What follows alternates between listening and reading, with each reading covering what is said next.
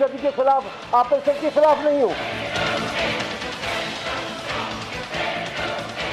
एक आदमी को पकड़कर ऐसी इस किस्म से कार्रवाई करके पीपल्स पार्टी को भी निशाना बनाया जाएगा। मुझे मायूसी हुई है, मुझे दुख हुआ है।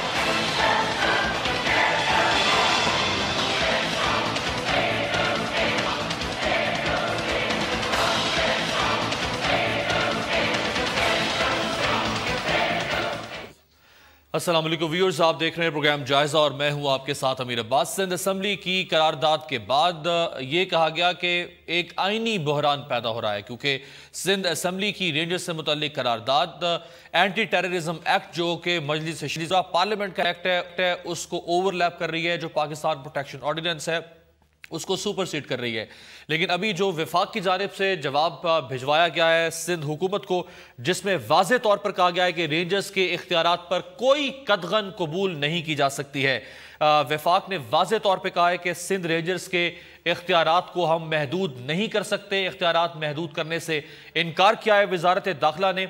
और विफाक ने रेंजर्स के इख्तियारात से मुतल्लिक सिंध असेंबली की करारदाद को मुस्तरद कर दिया है। पहले आईनी बहरान की बात थी, अब कहा जा रहा है कि ये एक सियासी बहरान है, यानी एक सूबाई हुकूमत, सूबाई असेंबली और अब वफाकी हुकूमत के दरमियान क्या कोई कन्फ्रंटेशन की सूरत हाल पैदा हो रही है। इस सारी सूरत हाल पर बात करते हैं। मेरे साथ जो ऑनरेबल पैनल मौजूद है, आपसे तारुफ करवा दूं। शिबली फराज साहब, पाकिस्तान तहरीक इंसाफ के रहनुमा, sir thank you so much Islamabad studio में। जस्टिस रिटायर्ड तारिक महमूद साहब, सर बहुत शुक्रिया, माहिर आइन व कानून।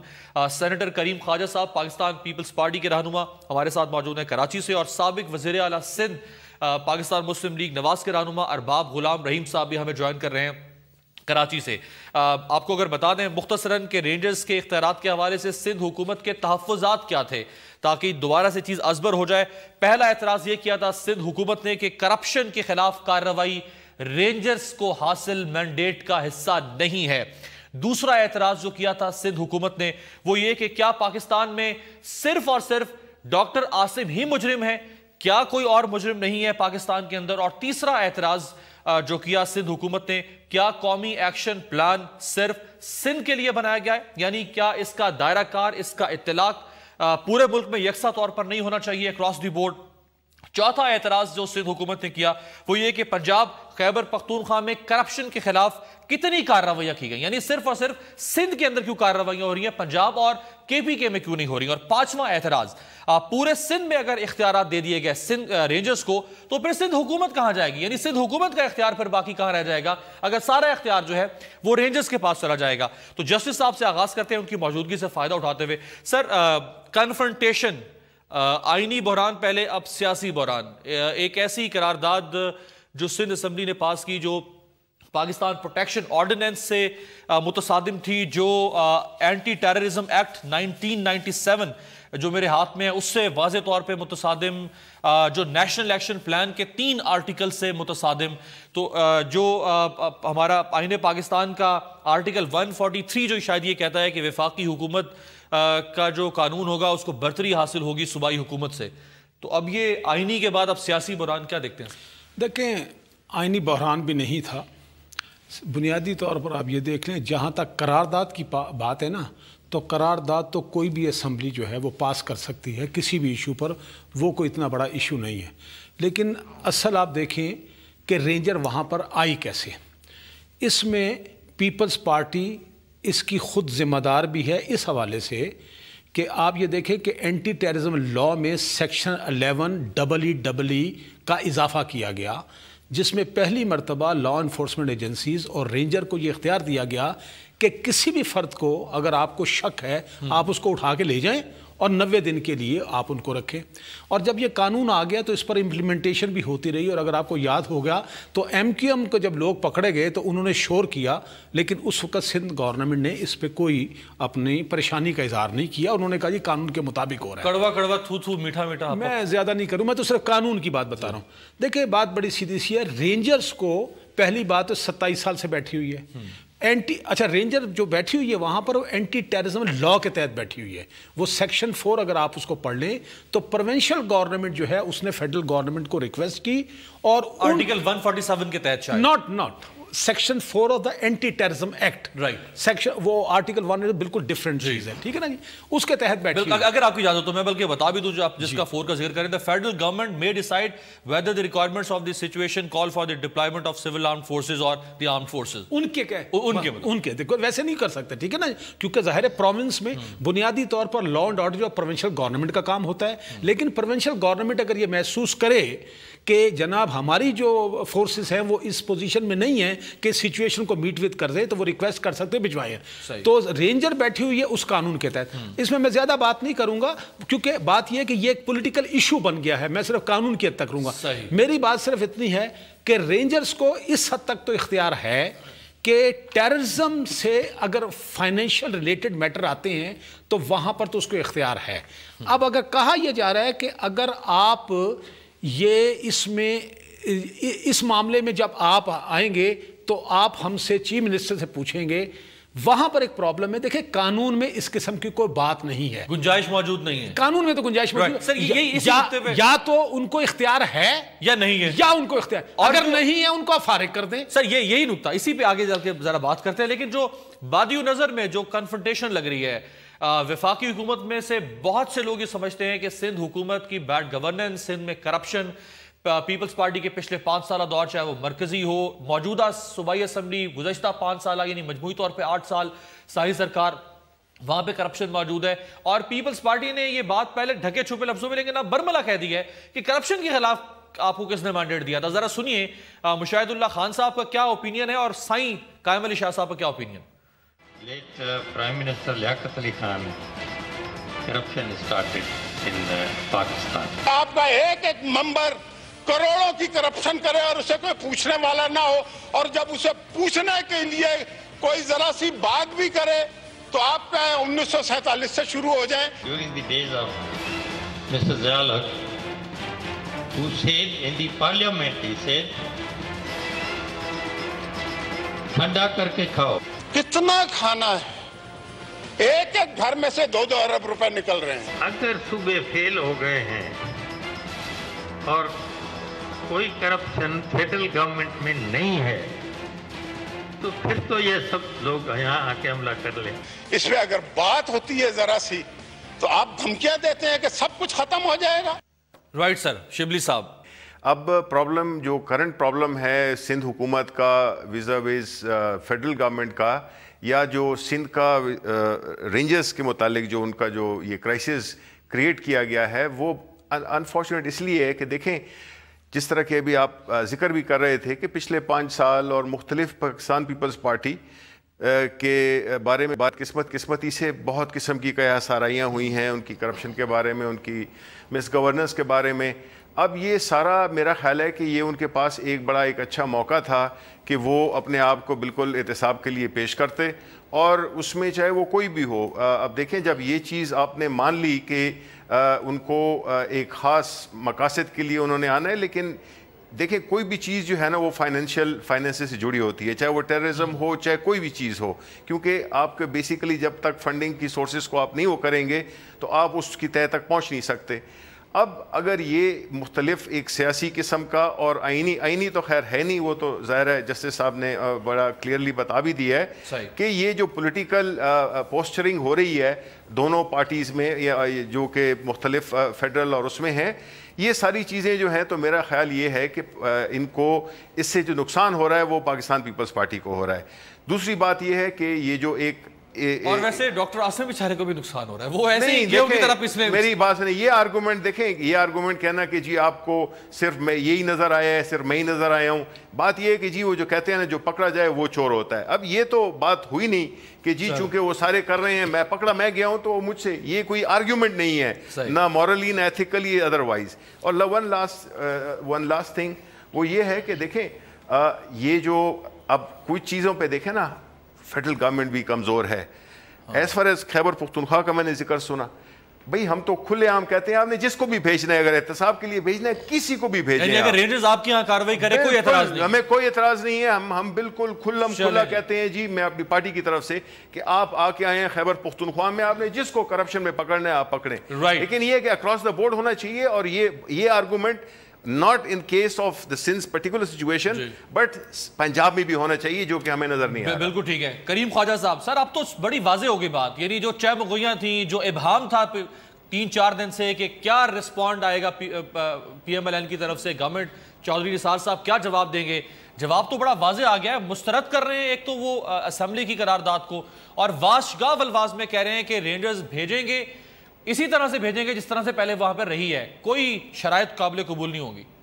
सर सबसे पहले तो थैंक यू वेरी मच, मैं पार्टिसिपेट कर रहा हूँ आपके प्रोग्राम में। मैं जस्टिस साहब को बड़ा मोतबर आदमी समझता हूँ, और मैं हम्बली और ग्रेसफुली उनकी बात से डिसएग्री करता हूँ कि अगर रेजोल्यूशन की अहमियत नहीं है तो इसका मतलब है कि सिंध असेंबली का 1943 का रेजोल्यूशन जो कि पाकिस्तान के हवाले से है, तो फिर हम ब्रिटिश कॉलोनी के दोबारा बन जाएं, इसका मतलब ये हुआ। तो करारदाद की बिल्कुल अहमियत है। करारदाद का मतलब ये है कि वहाँ जो अक्सरियत है या जो वहाँ बैठे हुए लोग हैं उनकी अहमियत है, पीपल्स पार्टी की नहीं, जो असेंबली में बैठे हैं। 147 ये कहता है कि हम बुला सकते हैं किसी लॉ इन्फोर्सिंग एजेंसीज़ को, उनको जो है प्रोसिक्यूशन का अख्तियार नहीं होता है, नहीं इन्वेस्टिगेशन का होता है। हम जो अख्तियारात देंगे, असेंबली देगी, वही उस पर अमल होगा। तो ये एक सेंटरिस्ट सोच है। हम ये समझते हैं दो बातें वाज़े तौर पर, हम समझते हैं कि मुस्लिम लीग नून और दीगर पार्टियां जो बैठी हैं वो टेररिस्ट फ्रेंडली हैं, वो टेररिस्टों को बचाने के लिए सारा मलबा सिंध पर लगा रही है। जहाँ तक ताल्लुकात है कि दूसरे सूबों में कुछ नहीं हो रहा है, बिल्कुल कुछ नहीं हो रहा है। साउथ पंजाब में नहीं हो रहा है, खैबर पख्तूनख्वा के जेलों से लोग भाग गए हैं, उस पर कुछ नहीं हो रहा है। वो जाती ऑर्गेनाइजेशन जो माशाल्लाह के दौर में बनी थी, जो टेरर फाइनेंसिंग की बुनियाद पर वो जनरल्स शामिल हैं, उन पर क्यों कुछ नहीं हो रहा है, जिन्होंने पाकिस्तान का माशरा तहस नहस किया, तकसीम दर तकसीम किया। तो अगर होना है तो सब जगह होना चाहिए। सिंध में तो 2 साल से ऑपरेशन चल रहा है, अरबे रुपया हम खर्च कर रहे हैं, अरबे रुपया हम खर्च कर रहे हैं लोगों। वापस आते हैं सर अरबाब साहब, देखिए पीपल्स पार्टी ये नहीं कह रही है कि आप सिंध में ऑपरेशन क्यों कर रहे हैं, या सिंध के अंदर दहशतगर्दी, दहशतगर्दों के हाइड आउट्स, दहशतगर्द मौजूद है तो क्यों उस तरफ आ रही है रेंजर्स या वफाकी हुकूमत। उनका एतराज ये है कि ये हर तरफ होना चाहिए, अक्रॉस द बोर्ड होना चाहिए। जनूबी पंजाब का जिक्र उन्होंने किया, KPK का जिक्र उन्होंने किया, पंजाब के सेंट्रल पंजाब उसका जिक्र उन्होंने किया। तो अगर उधर नहीं कर रहे, इस्लामाबाद में मौलवी बैठा है, एक अजीम मौलवी बैठा है, मौलवी अजीज, उसको तो गिरफ्तार करें, लाल मस्जिद वाले का। उस पर अरबाब रहीम में तो दम, सॉरी अरबाब रहीम नहीं, उस पर ये चौधरी ये जो है इंटीरियर मिनिस्टर में दम ही नहीं है कि इस्लामाबाद में गिरफ्तार कर सके। उसमें ये दम नहीं है कि वो जो सिकंदर था एक दहशतगर्द, उसको गिरफ्तार कर सके। बोलने दें मुझे, तो मैं बात करूं। मैं हम लोग खुद कह रहे हैं, मैं तो इस चीज़ का कायल हूँ, अक्रॉस द बोर्ड होना चाहिए, पूरे मुल्क में होना चाहिए, करप्शन के ख़िलाफ़ भी होना चाहिए, टेररिज्म के ख़िलाफ़ भी होना चाहिए, बत्ताखोरी, मनी लॉन्ड्रिंग, सब के ख़िलाफ़ होना चाहिए। मैं कब कह रहा हूँ वो नहीं होना, हम तो कहते हैं होना चाहिए। आपके यहाँ KPK का बैठे हुए हैं, वो लोग भी यही कह रहे हैं, वो अपने आप को वॉलंटरली पेश कर रहे हैं कि हमारे यहाँ होना चाहिए। तो सब जगह होना चाहिए, मगर जहाँ हो रहा है वहाँ तो नहीं रुकना चाहिए ना, सब जगह होना चाहिए। हम तो ये इस चीज़ के कायल हैं। सही है। और कोई सवाल हो तो एक ब्रेक शामिल करते हैं और ब्रेक से वापस आते हैं, गुफ्तगू का सिलसिला जारी रहेगा।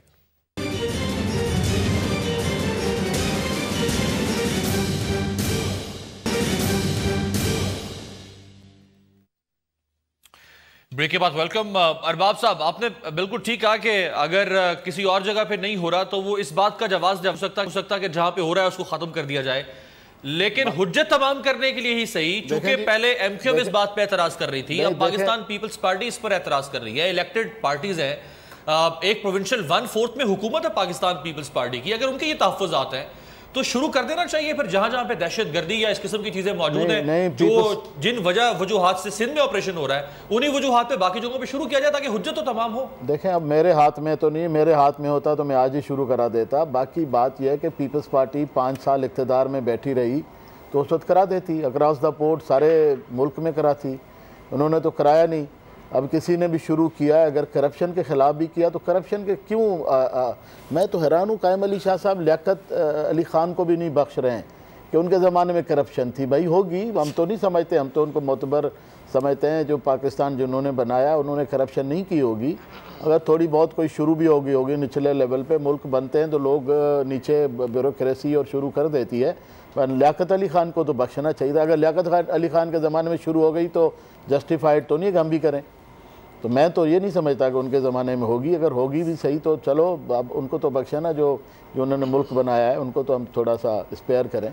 तो अगर अक्रॉस द बोर्ड होता तो मैं तो अपने तौर पे कहता हूँ कि मैं तो उस चीज़ का कायल हूँ, सबसे बड़ी बुराई जो है ना जड़ वो करप्शन है। जब करप्शन आ जाए, जैसे कहते हैं ना झूठ हर चीज़ की जड़ है, इस तरह हुकूमत में करप्शन सब चीज़ की जड़। अगर करप्शन होगी तो हर क्राइम होगा, क्योंकि ब्यूरोक्रेट भी पैसे खा रहे होंगे, वो क्राइम भी होने देगा, स्मगलिंग भी होने देगा, मनी लॉन्ड्रिंग भी होने देगा, पैसा मनी मेक्स मेयर गो। तो वो तो फिर एयरपोर्टों से चीज़ें भी निकल रही होंगी, लोग आ रहे। अब कल आपने देखा एक फॉरेनर आया, मतलब जहाज़ में बैठ के इधर पहुंच गया, ना वीज़ा है ना कुछ है। क्या ये अंधे थे सारे लोग जिन्होंने? ये भी करप्शन होगी, पैसे होंगे कोई।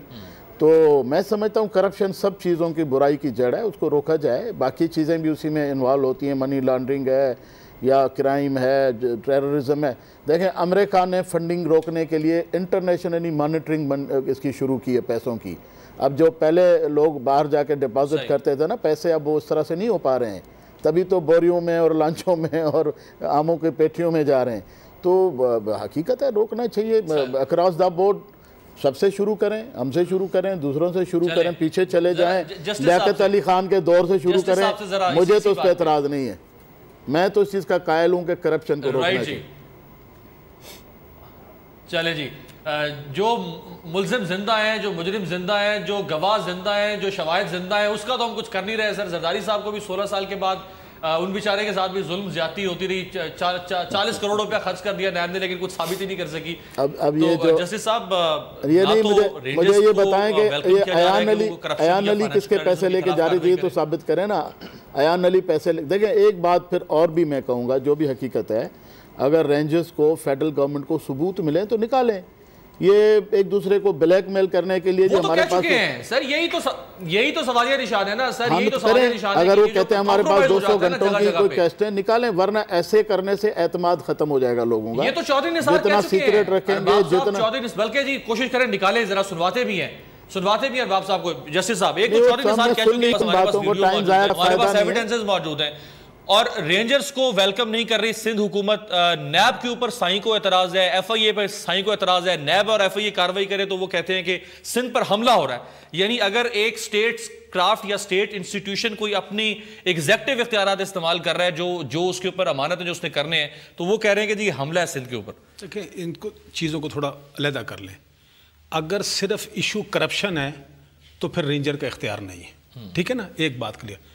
दूसरी बात यह है कि देखें, ये मसला ऐसे हल नहीं होगा। मैं उसको मिसाल दे दूँ, रेंजर ने बुनियादी गलती सब ने की है, चाहे जिस वजह से भी किया, चाहे हालात ऐसे। 90 दिन के बाद उन्होंने FIR लॉन्च कराई, लेकिन यहाँ पर काम शुरू होता है प्रोविंशियल गवर्नमेंट का। इन्वेस्टिगेशन उन्होंने करनी थी, प्रोसिक्यूशन भी उन्होंने करनी है। प्रोसिक्यूशन अब रेंजर नहीं कर सकती। सवाल ये है कि हमको ये फैसला करना पड़ेगा। टेररिज्म का उनको इख्तियार है, ठीक हो गया, ये सूबाई हुकूमत ने इख्तियार दिए हुए उन्होंने, सही। अब उसमें अगर फाइनेंशियल टेररिज्म तो वो उसमें आ जाएगा, ठीक हो गया ना। ये एक फैसिलिटेशन भी उसी में सर देखा आ जाएगा ना उसमें। अब मुझे गलत समझा गया, मैंने 147 का उस तरह बात नहीं की। देखिए बात ये, मैंने ये एम्फेसिस ये था कि रेंजर को इख्तियार कानून के तहत है। ये जो 147 की बात है, उसको मैं एक बात बताऊँ, अगर 147 को भूल भी जाएं और अगर सेक्शन 4 के तहत जो है सूबाई हुकूमत ने रेंजर्स मांगी है, जो कि पिछले 27 साल से बैठी हुई है, उनकी रिक्वेस्ट पर बैठी हुई है, तो फिर 147 इन अ वे इररिलेवेंट हो जाता है। और 147 के अल्फाज को तवज्जो फरमाएं, उसमें एक लफ्ज है एग्जेक्टिव अथॉरिटी। एग्जेक्टिव अथॉरिटी का मतलब है पुलिसिंग, वन। दूसरा लफ्ज है सो इंटरेस्टेड, ठीक है। तीसरी बात उसमें यह है कि जो प्रोवाइजो है ना, जो असेंबली में 60 दिनों में रेक्टिफाई करवाना है, ये 18वीं तरमीम के बाद बीच में आया है। मैं ये कह रहा हूं कि अगर 147 को भूल भी जाएं तो प्रोविंशियल गवर्नमेंट को एग्जेक्टिव अथॉरिटी के तहत ये इख्तियार हासिल था। यहां पर सेक्शन 4 के तहत उन्होंने इख्तियार इस्तेमाल किया है। हम उस बहस में नहीं जा रहे, हम ये कहते हैं बात बड़ी सीधी है। मेरा पॉइंट सिर्फ इतना है, या तो रेंजर को इख्तियार है या नहीं है। आपको 11EE आपने अगर गलत बनाया था उसको जाके अमेंड करवाएं, ठीक है। आप कहते हैं उनको इख्तियार नहीं होना चाहिए, मैं इस हद तक जाने के लिए तैयार है, आपके पास इख्तियार है, आप रेंजर से तमाम इख्तियारात ले लें, आप इनको वापस भिजवा दें, फिर जिम्मेदारी आपकी है, लॉ एंड ऑर्डर आपकी पुलिस है, आप अपने आप को इस काबिल बनाएं और सारी चीज़ों को कंट्रोल करें। लेकिन करप्शन एक सेपरेट चीज़ है। राइट सर, या तो अगर रेंजर्स आएगी या फौज आएगी आर्टिकल 4 के तहत, तो फिर वो वफाकी हुकूमत के इख्तियार और कानून के मुताबिक आएगी, वो फिर सूबाई हुकूमत की मंशा के मुताबिक नहीं आएगी। ये बात रिक्वेस्ट उनकी है, रिक्वेस्ट उन्हीं की है, रिक्वेस्ट उनकी है, रिक्विजिशन उन्हीं की है, रिक्विजिट वही कर रही है सिंध हुकूमत।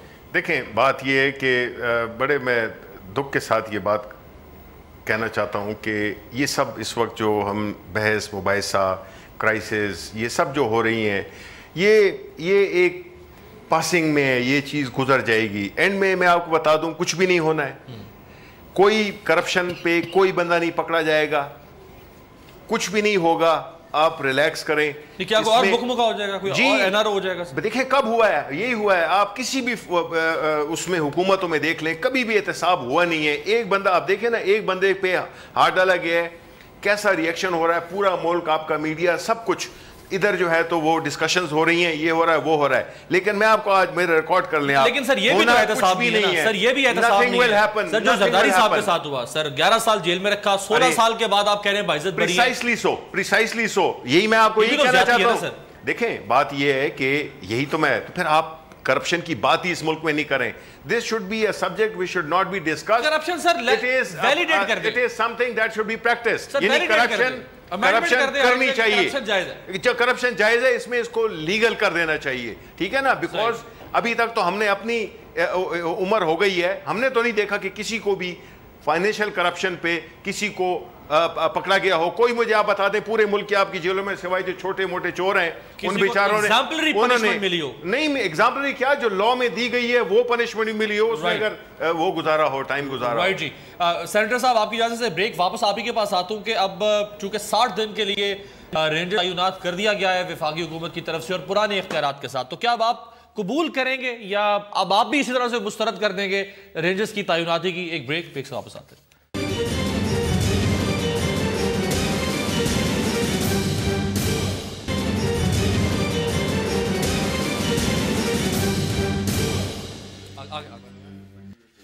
ब्रेक के बाद वेलकम करीम ख्वाजा साहब। सर, वफाक ने एक तो मुस्तरद कर दी असम्बली, फिर उन्हीं इख्तियारात के साथ रेंजर्स को 60 दिन के लिए दोबारा से बहाल कर दिया है। यानी एक तरह से वफाकी हुकूमत ने अपना फैसला तो इम्पोज कर दिया, अब क्या आपके पास हल बाकी रह गया, ये क्या रास्ता बाकी रह गया? क्या आप वापस कर देंगे रेंजर्स को या उसी तरह से जारी रखेंगे पर भरम कायम रहेगा वफाक का? देखिए, जहाँ तक मेरी इंफॉर्मेशन है, वफाक ने कहा है दोबारा समरी सबमिट करें, तो हम जो according to the rule of law है वो हम सबमिट करेंगे। जहाँ तक हम अभी भी दो चीज़ें समझते हैं, एक चीज़ मैंने पहले बयान की कि ये फ्रेंडली जो ये टेररिस्ट हैं उनको बचा रहे हैं, दूसरा ये है कि 18वीं अमेंडमेंट को रूल बैक करना चाह रहे हैं। उसके लिए पहले दिन से ये कोशिश हो रही है कि कुछ ऐसा रास्ता निकले कि 18वीं अमेंडमेंट पीछे हो जाए, ख़त्म हो जाए। तो ये सेंट्रलिस्ट माइंड सेट है जो कि मुस्लिम लीग नून का मुझे नज़र आ रहा है।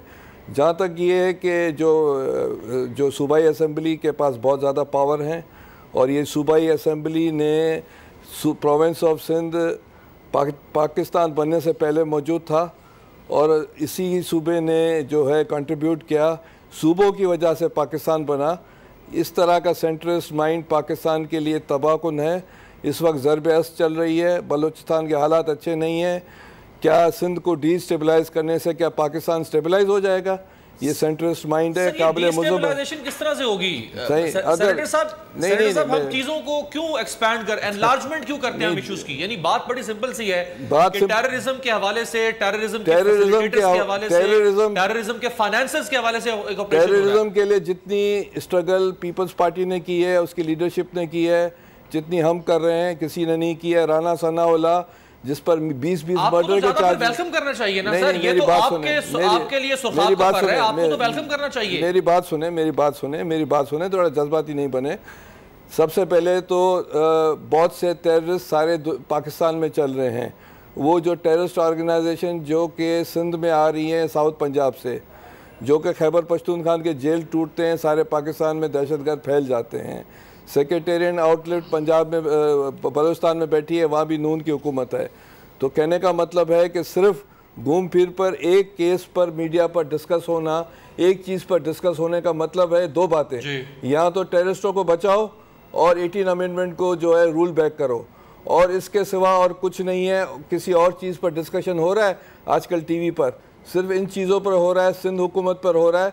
मैं वाज़ेह तौर पर कहूँ, अगर सिंध को डिस्टेबलाइज किया गया तो पाकिस्तान डिस्टेबलाइज हो जाएगा और कुछ नहीं रहेगा। इसलिए हम ये चाहते हैं कि पाकिस्तान में डेमोक्रेसी चले। इस तरह की बातें जिसकी वजह से पाकिस्तान का माशरा तबाह बर्बाद हुआ, वो चीज़ें नहीं होनी चाहिए।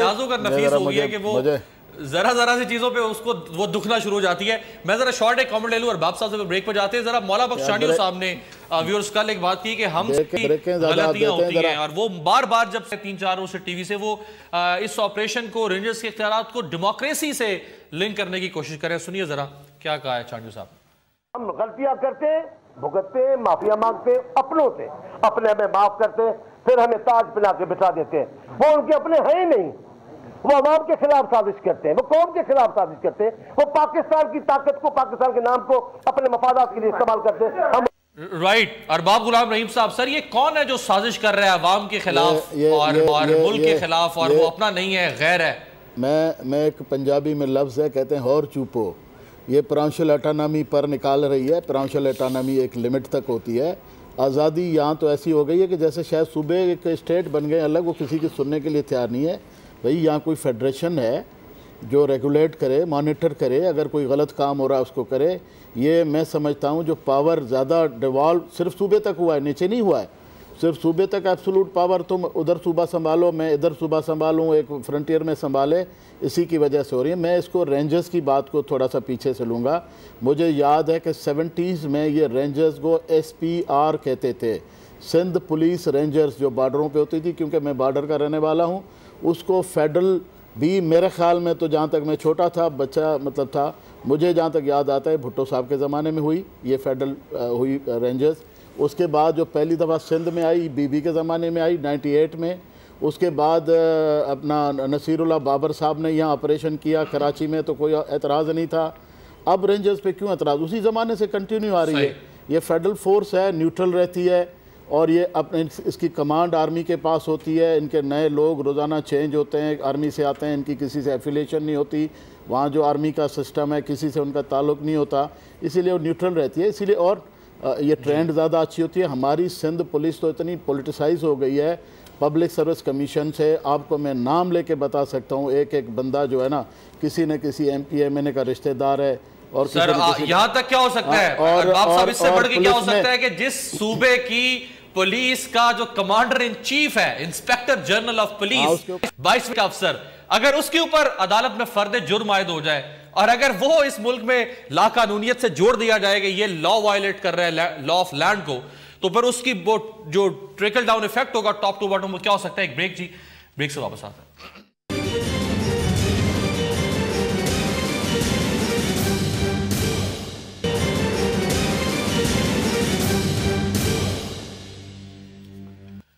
ब्रेक के बाद वेलकम जस्टिस साहब। सर शॉर्टली, प्रोसिक्यूटर चेंज हो रहा है, रेंजर्स को तहफ़्फ़ुज़ात है, रेंजर्स हाई कोर्ट में जा रही है, खुद जिस प्रोसिक्यूटर को चेंज किया जा रहा है वो खुद हाई कोर्ट में जा रहा है कि मुझे चेंज क्यों किया जा रहा है। तो ये जब एक लॉ का प्रोसेस या डिस्कोर्स चल रहा है जिसमें प्रोसिक्यूशन एंड इन्वेस्टिगेशन अपना काम कर रही है, क्या कोई पॉलिटिकल गवर्नमेंट उसको इंटरप्ट कर सकती है, डिस्टर्ब कर सकती है उस प्रोसेस को? प्रोसिक्यूशन करना बुनियादी तौर पर प्रोविंशियल गवर्नमेंट का काम है, ये बात तो क्लियर है, ठीक हो गया ना।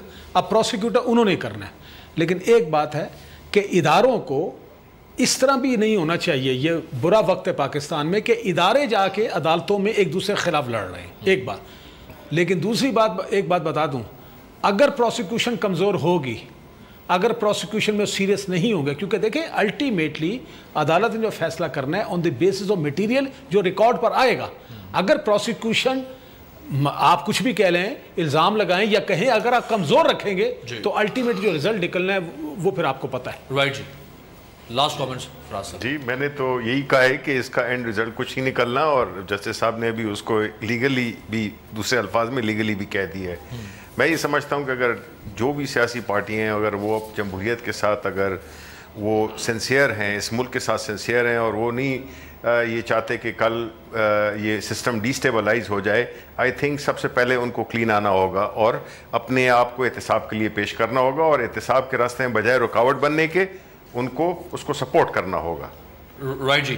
करीम Khwaja Sahab, sir shortly last में ग्रैंड ऑपोजिशन अलायंस जो बन रहा है पीपल्स पार्टी के खिलाफ, जिस अलायंस की अब शायद अगली मीटिंग जो है वो 9 जनवरी को होगी, और आपके साथ ही तशरीफ रखते हैं अरबाब गुलाम रहीम साहब, उन्होंने शिरकत की है उस इजलास में।